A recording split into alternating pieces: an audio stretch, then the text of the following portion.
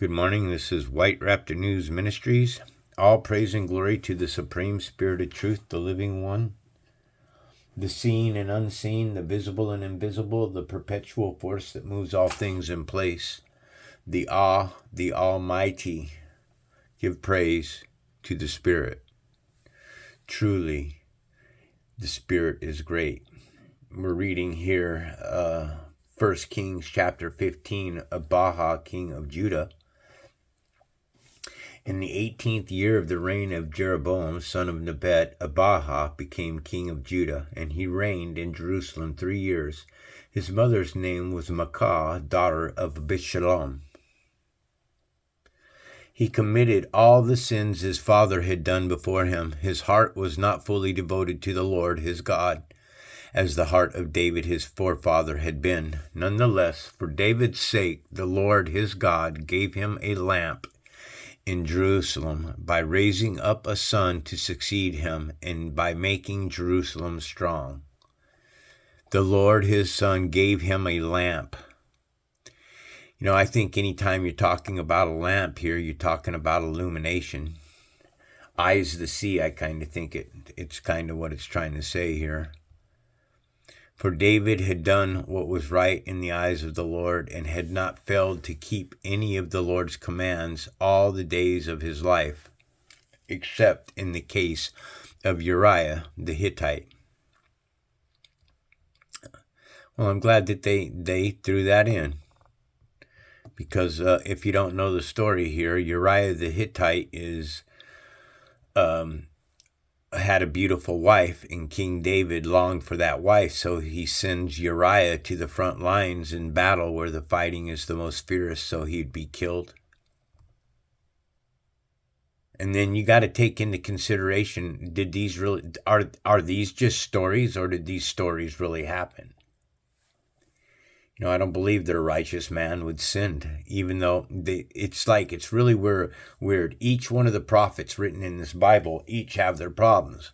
One's full of lust, the other's a warmonger, the other one's a whoremonger, the other one, it's just all the sins of the world upon them.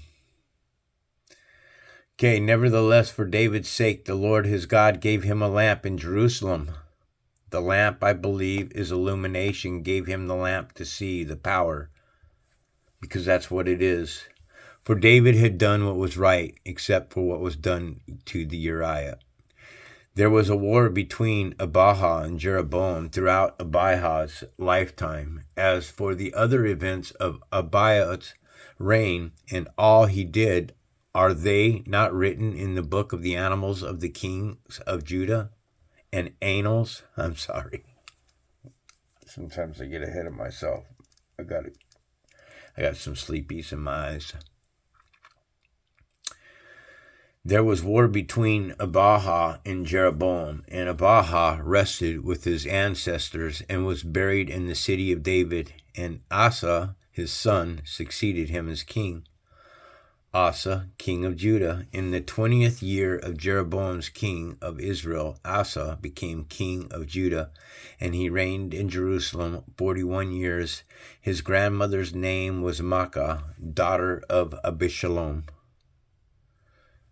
It's almost like just read that up here. Asa did what was right in the eyes of the Lord, as his father David had done. He expelled the male shrine prostitutes from the land and got rid of all the idols his ancestors had made. The male shrine prostitutes. So, since the very beginning, we have male shrine prostitutes. People say all the time, if God didn't love me, why would he create me this way? Because God created a seed of something that was evil. You're evil. That's why he made you that way. He made you to teach his children what are righteous. Not that his children have been righteous. They haven't been righteous. 2/3 of them are stiff-necked people, and they're going to burn right alongside. And I think that number is even more, because 2/3 is simply 66.6, folks. right? So when a third of the angels fell from heaven, it was 1/3 of the angels fell. That's 33.3. Which if you invert that and you go 3.33, then you go 3 plus 3, that's 6. That's 3 sixes. Yeah, you guys might think I'm reaching on that, but that's the way my mind rolls today with this system and trying to understand it. So praise. So you are the seed of Satan when you prostitute yourself, when you're a male prostitute, a female prostitute, or any of that. They seem to, in this book, as I read through it, they don't really seem to condemn prostitution too much, for so much for a woman as they do for the male shrine prostitutes. Specifically, this said that he expelled the male shrine prostitutes. Why not the male and female shrine prostitutes? Huh? Just a question. He even disposed grandmother Makkah from her position as queen mother because she had made a repulsive image for the worship of Asherah. Asa cut it down and burned it in the Kidron Valley. Although he did not remove the high places, Asha's heart was fully committed to the Lord all his life. He brought into the temple of the Lord the silver and gold and the articles that he and his fathers had dedicated. You see, I think if we as children were taught more about spirituality than the material world, because that's what we're taught here is, everything is consumed. You need to have this and you need to have that. And the truth is you don't need to have anything at all. I was talking to my granddaughter on the phone the other day, and she's telling me how she had straight A's straight across the board. That's something for a parent to be pretty joyful about. I'm not full of pride about anything, and I told her just that. I'm not one who's going to say that I'm proud of you, because proud is pride. All right? It's prideful. But I am going to share in her joy and her happiness and the work that she put in to get those grades. All praise to the Most High for that. But at the same time, I pointed it out to her that good grades in school are not the most important thing in life. The most important thing in life is to be gifted from the Most High, to have intellect, knowledge, and wisdom, which surpasses that of the dollar bill.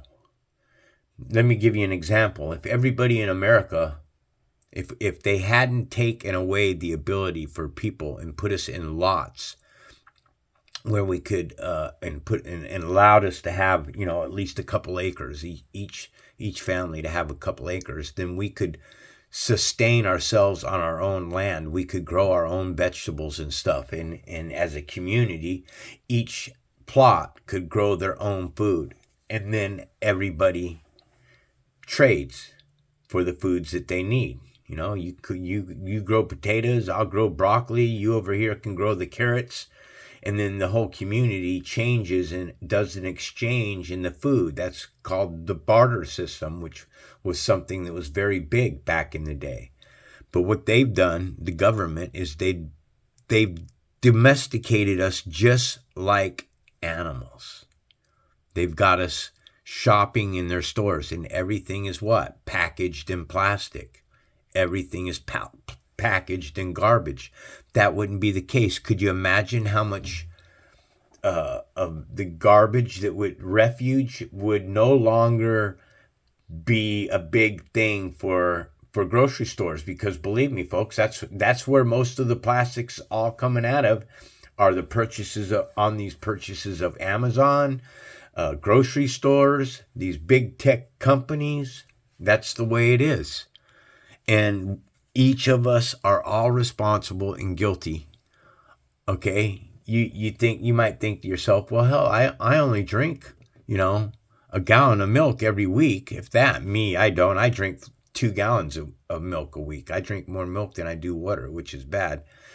But the point here is when you got 365 million Americans throwing a plastic gallon in to the garbage, at least one of those every day, that's a lot of plastic, and that it all ends up in the ocean. So We're all guilty about it. So I kind of talked to her, not so in depth as I told you, but I said, the important thing is in life is to learn how to provide for yourself so you can be free of the government. If shit hits the fan, then you're capable of, setting up a water filtering system that could get you, a little bit of water for you and your family to drink and stuff. Sure, times are going to be hard. What human being on the face of this earth is going to poison the water that we drink, poison the air that we breathe, poison the food that we eat, and put fluoride and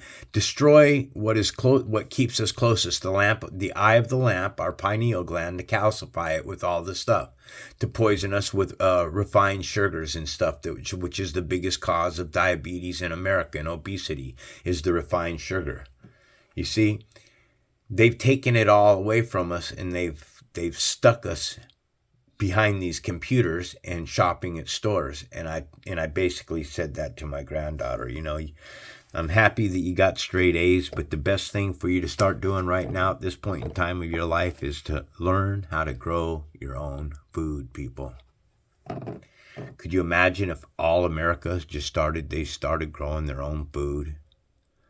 What that would do to look, this world is based on alcohol, drugs, prescriptions, anything that is nasty and vile to the body to keep you disconnected from source. And that's what it's all about. Okay, there was war between Asa and Baasha, king of Israel, throughout their region. Baasha, king of Israel, went up against Judah and fortified Ramah to prevent anyone from leaving or entering the territory of Asa, king of Judah. So this is also kind of weird for me because remember, the commandments we have here is you're not to kill. And Baasha, being a king of Israel, went up against his brother Judah. So here we have Israelites that are slaying and killing Israelites. If I'm wrong, correct me and tell me what that means. I'm more than willing to hear to somebody else's theology to prevent anyone from leaving or entering the territory of Asa, king of Judah. So whatever happened in this plane of existence here absolutely is turned brother against brother. That's what it's telling you. Asa then took all the silver and gold that was left in the treasuries of the Lord's temple and of his own palace. He entrusted it to his officials and sent them to Ben-Hadad, son of Tabrimon, the son of Hezion, the king of Aram, who was ruling in Damascus.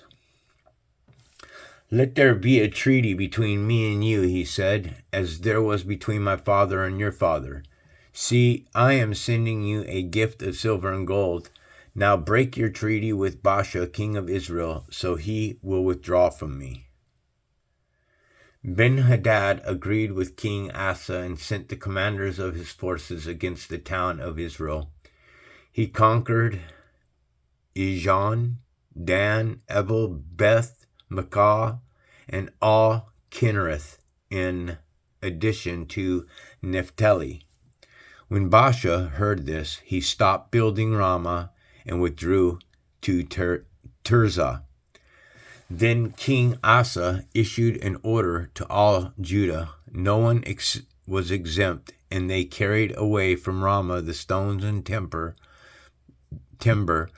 Baasha had been using there. With them King Asa built up Geba in Benjamin and also Mishpah.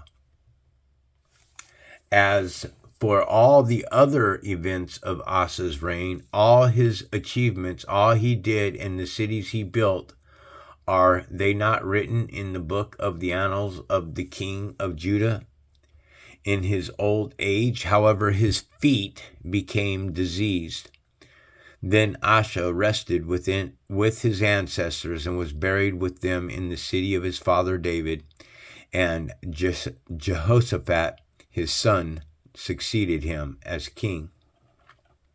Nadab, king of Israel, Nadab, son of Jeroboam, became king of Israel in the 2nd year of Abijah, king of Judah, and he reigned over Israel 2 years. He did evil in the eyes of the Lord, following the ways of his father and committing the same sins his father had caused Israel to commit.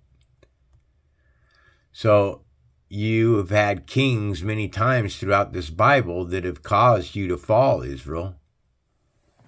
Your kings have caused you to fall. I think the whole thing is humans aren't flesh, they're spirits. When God said, let there be light, it's whatever that light is an artificial light. It's not real. This plane of existence, the sun, the moon, everything that you look at, the stars, none of it's real. You're a spiritual being. You got to wake up to that. As soon as he began to reign, he killed Jeroboam's whole family. He did not leave Jeroboam anyone that breathed, but destroyed them all according to the word of the Lord given through his servant Ahiah the Shilonite. Now, when you kill an entire family, you got to understand the family is a root, or the branch of a family, but there is one root to the family. And when you tear up the root, you destroy the family, then that is what the Spirit is talking about when you will be destroyed utterly. Meaning everything that you love, your bloodline, all of it will be wiped off the face of the earth. According to the word of the Lord given through him, his servant Ahiah the Shilonite. This happened because of the sins Jeroboam had committed and had caused Israel to commit. And because he aroused the anger of the Lord, the God of Israel. As for the other events of Nadab's reign and all he did, are they not written in the book of the annals of the kings of Israel? There was war between Asa and Baasha, king of Israel, throughout their reigns, continually fighting, killing brother against brother. Baasha is king of Israel. In the 3rd day of Asa, king of Judah, Baasha, son of Ahiah, became king of all Israel in Tirzah, and he reigned 24 years.